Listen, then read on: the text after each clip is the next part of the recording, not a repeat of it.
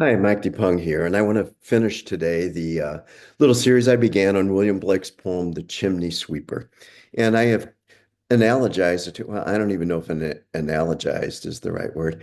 I have used this, Blake's view on of who and what we are as human beings, to show that throughout history, it's the makeup of us is unchanged. However, other things change. In terms of healing, it's good to recognize what we are, who we are. It's good to recognize that we go through stages. It's good to recognize facts. If we have suffered trauma, hurt, wounding, if we need healing, and we all do, we need to acknowledge it. Those who are the destroyers, those who are the hurters, they have the same basic makeup. They're expressions of spirit incarnate, but they have said no to the spirit part. They have said the only thing that matters is how much I get, how much wealth, power, and control I can have now. And that's exactly what's happening in the government of America today. You can argue if you want to, but you won't engage me in it because the facts are the facts. Um, and what I want those who are hurting, though, those few who will even see this, what I want you to know is you are immensely powerful. You are divine, and our essence is love. And if you're hurting, seek love. Seek the love that's within you. Yes, if you have other things that you need to deal with, things that are just too hard to overcome on your own, and we all have those at times where we need somebody else to talk to. We may need professionals to talk to. And there are so many. If you have need of that, you let me know because I got people that I can refer you to. But if you were just one who was wondering and thinking, why am I here? What am I doing here? Who am I really? I want you to understand through the viewpoint of William Blake's poem what is going on. And I said I don't know if it was the last video or the video before last, that I wouldn't look at the another version of the chimney sweeper that Blake wrote. Um, but I'm going to because it perfectly illustrates what I've been trying to say. So I want us to read this again, and I am going to go to the share mode so you can read along with me. Um, and here we are.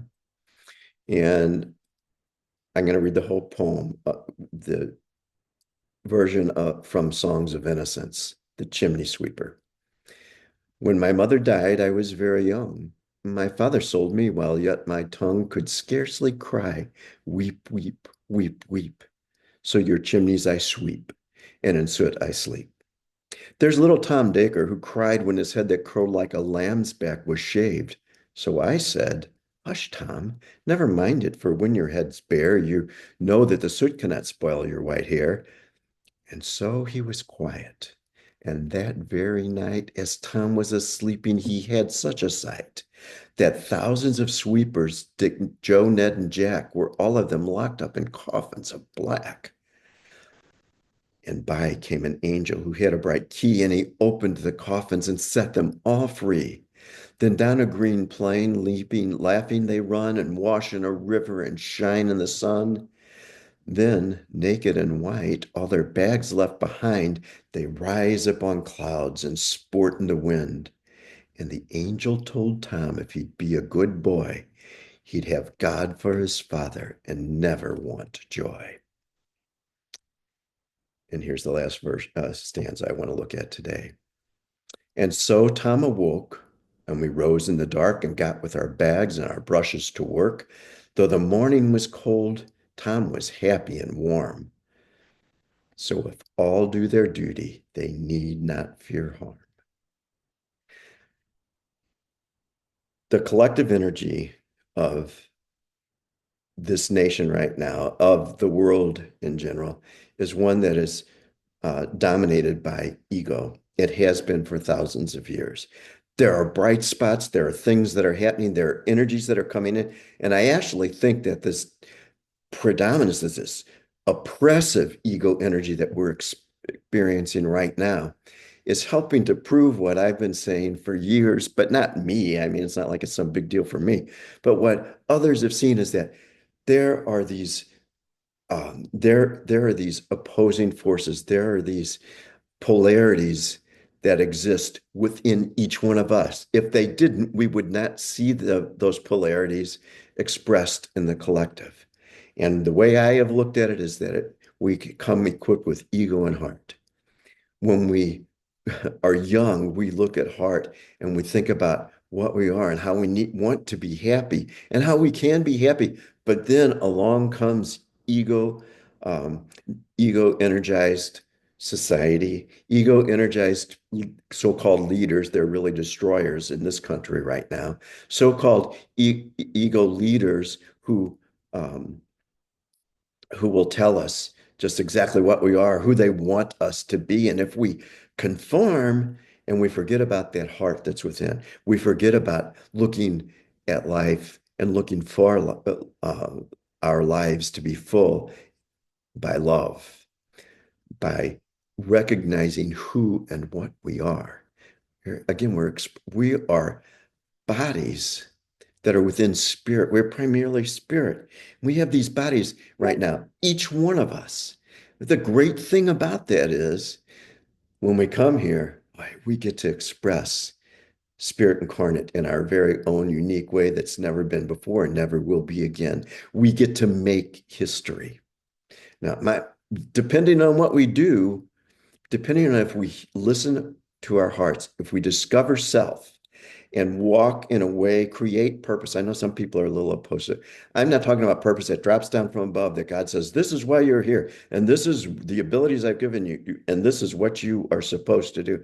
No, it's when we ask ourselves, this is so important if you're trying to heal, realize who you are, and then ask, how can I live that self in a way that gives me significance, that helps me to feel fulfilled, that maybe casts me into the void, into the place of darkness where this brooding is going on by our own hearts to let us know, boom, all of a sudden light. And we recognize what we can do to feel significance. And that changes. There are many paths that are available to us and that we can choose one for a while and then another one that helps us be who we are as we grow. But the basic foundation doesn't change. We are expressions of spirit incarnate with ego and heart. And both of those energies are at play within us at any given time. But we get to choose how we filter, process, and experience life. If we choose ego, there's going to be continued hurt and trauma. And that is even about things that can be are very real and very things that we should experience hurt and trauma about. But for instance, grief, when we lose loved ones, when people and things, pets that we love go through hard times, trauma, or that they may die, we feel grief. How are we going to process that? We're going to process it through ego or through heart. If we process it through heart, it will lead to love. It will make us realize, oh, we're going on. They went on. We're going on. It is going to just be love rolled on into love, rolled on into love. Here's what happens though. Society, these leaders tell us this is what we need you to be. And if you'll do what we say, everything's going to be cool. And that includes organized religion. I am not against organized religion in this from the standpoint of if it helps people get on a path to discovering who they are, wonderful. But as soon as they tell you, you are a wicked sinner and you're not going to be right unless you do exactly what we tell you.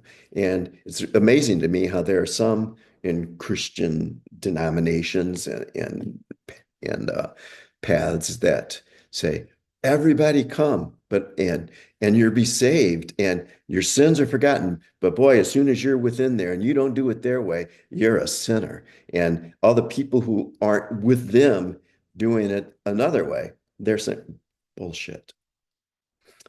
We need to know that we are expressions of spirit incarnate, that we are expressions of divinity. We have bodies. And so we get to decide these things. We get to decide if we want to heal. Are you hurting? Do you want to heal now? Then hear this. Don't accept what they give you. Don't be like little Tom Dacre and the narrator of this poem who tried to help little Tom, and Tom had this dream. And so they got it. Oh, the angels tell you, which is what organized religion will tell you. The angels tell you, be a good boy, be a good boy, be a good little girl. And if you do, you'll always be happy and God will be your father. Yeah, we are God. We are expressions of God. Have I not said you are God's? Tom woke up and he and the narrator, they got up at really early. It was still dark and they started doing their jobs. They had their tools that were given to them by those who are in control, by those who seek wealth and power and control and more and more and more. Ego, ego, ego. They are processing life. They are living life through ego, not through heart. So they know little, if anything, of love and honor and respect of those who have gone on, and love and honor and respect and the value of others, of those who are not like them, who don't think like them, of those right around them in the neighborhood. All there. They give us the tools to say, this is the way you need to work. This is the way, not only work, this is the way you need to think. I could say a lot about the political scene right now. I'm not going to, though, because I want you to realize this for yourself. If you're hurting, if you're one of the few people watching this and you are hurting and you have trauma and you want to recognize who you are and don't accept what they give you to think, ways to think. And the narrator goes on to say, the morning was cold, but Tom was happy and warm. And here is the final statement. If all do their duty, they need not fear harm. Don't cross these leaders who say this is the way it's going to be. Don't question that we're going to be saving all this money. Don't question that we have to eliminate these evil others who don't look like us. Don't accept it and do their duty, that they make our duty and tell us, if you just do it, you don't have to be afraid. I'm telling you, if you live your heart and you throw away, you refuse the tools that they give you, tools to work, tools to think, ways to work, ways to think. If you shake it off, by the way, I wrote a poem yesterday about that. You might look it up on Substack.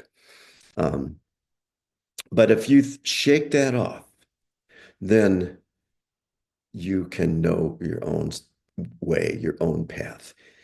Here, I'm going to stop this share and there's a very short, the shorter analog to this is, um, is this version that comes from songs. Oh no, that is not it. Um, Sorry about that. Where did it go?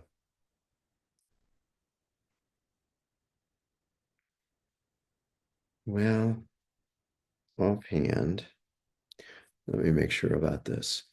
Um, But I want to read this to you because this is like after it's there's a realization of what is happening in this world. This is where the traumas begin. When this little narrator, this poem, or this little Tom Dacre, when they realize um, that um, I'm sorry, I mean, this whole thing is, and I don't want to lose any of this. When they realize that they have been mistreated, that they have been uh, taken advantage of, then you become you come into the realm of experience. Okay, here is the realm of experience, and it should be there. I am going to find this so that you can read along with me if you want to. And that's not that one. It's not that one. Well, you'd think I wouldn't have so many windows open that I can't find it. Here it is. Okay. Here's the chimney sweeper from Songs of Experience. This is where the trauma starts, where you realize how deeply you've been hurt, how deeply you've been wounded. And it might not be from somebody else in particular, but it might just be this sense of there's more here. What am I missing? Well, here's what the narrator begins to realize in The Chimney Sweeper. Same title, same poem, but from the Songs of Experience. A little black thing among the snow, crying, weep, weep, in notes of woe. Where are thy father and mother? Say. They are both gone up to the church to pray, because I was happy upon the heath and smiled among the winter snow. They clothed me in the clothes of death and taught me to sing the notes of woe. And because I am happy and dance and sing, they think they have done me no injury, and are gone to praise God and his priest and king, who make up a heaven of our misery. I can make some side notes about William Blake and his opinion of organized religion. He was a Christian, but he was very opposed to what organized religion was doing, which in a sense is what this identity of the far right wing in America has started doing. That, hey, this is going to be great. This is the way it is. This is the way life should be. And it's making a lot of people live lives of misery, and they say that it's going to be great, but it's misery. And what this little narrator from the Songs of Innocence, Chimney Sweeper, says is they think I'm fine. My mom and dad, they've forsaken me. They they couldn't stand, just like other people, it seems like. There are many today who can't stand somebody to be happy, or to give them the opportunity to live in their natural and their unalienable rights to be happy, because if they are, it's a threat to the people who don't want it. So this little boy was happy, and because he dances and sings, they think that everything is okay. That's what happens when we resign ourselves to desperation. When we resign ourselves to thinking that, well, we just have to do this. And so we put on a false smile and we try to make everything seem fine because we don't know the answer. I'm here to share with you. And through this series, what I wanted to do is share with you this, to share with you this message. Organize the innocence now. Know who you are. Know that we are heart, that we came to live in heart energy. Ego helps us to realize things about ourselves and about our physical circumstance. Ego helps to realize that we're in a world of experience where there is, where there are these who uh, are not moved by heart, who move through life in ego, and they injure and wound and hurt others, and they don't care. And if that's the way it is, those are the people that I will care for and I send energy to, but I would not choose to hang out with them. And I certainly would not obey what they say. Don't care. I would not obey what they say. Boy, just so much I want to say, but I'm not going to say this. What I'm going to say is now you know who you are. You know that you've been wounded. You get to choose now. I'm going to live heart. And so you go and you listen. You look at yourself. You look in the mirror at the eyes behind the eyes, and you get to know that one. And you will be asked questions and you will be given answers. Go out in nature. The spirits that are around us that help us to realize they all live the energy that they were imbued with. They all live love because they are honestly true to themselves. They don't get to choose things like we do. So the rock that has spirit, that has presence, it is itself no matter what. That's true love. Being yourself no matter what. Be true to yourself. Love yourself enough to be that you are. And if you need help, ask for help. If you don't want to live and put on a face or just say, it has to be this way, I have to, whatever it is, you fill in the blanks. Then if you choose your heart, you don't have to. You don't have to do any of it. You can get help. You can find help within yourself. That's the greatest help. It starts there. Now, if you don't believe that it's within you, then nobody outside is ever going to fix it for you. Believe me, not a therapist, not me, not anybody. But if you believe that you have two operating systems and you decide that you want to experience life through love, through your heart energy, then you start and you do that. And then you can find others to help and you will find them. Your heart will guide you that way. And nature will guide you that way. Go and meet some trees and talk to the trees and meet some birds and talk to the birds or your pets even. They have answers. They have help. Let me put it this way. They have helps that reflect love and that will show you the love within yourself to lead you out of being a little black thing among the snow where you're crying and just laying there and knowing that you've been hurt. No, you don't have to stay there. And I want to encourage you in this. By the way things are right now, it starts, the way change occurs is by a majority, it might be a slim majority, but there needs to be enough of us that care about others that because of our hearts, because we know who we are, and that we don't sacrifice ourselves to sacrifice our lives, ourselves to help others be themselves and to know their rights and to be protected and safe. No, we say we're helping you because we know that we're loved, we know that you're loved, and you can have the same thing that we have. And we do it out of love. And that is what should influence policy. That is what should influence laws. That is what should influence the implementation of laws. And the laws that don't do that, the laws that do the opposite of that, that say you have to live with the tools of a chimney sweeper, of a little child chimney sweeper.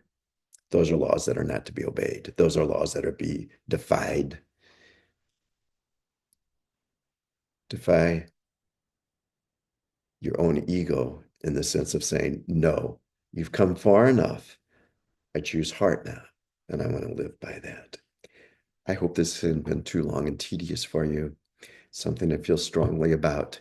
Again, if only a few of you hear this and you want to reach out about some of the things here, please do it.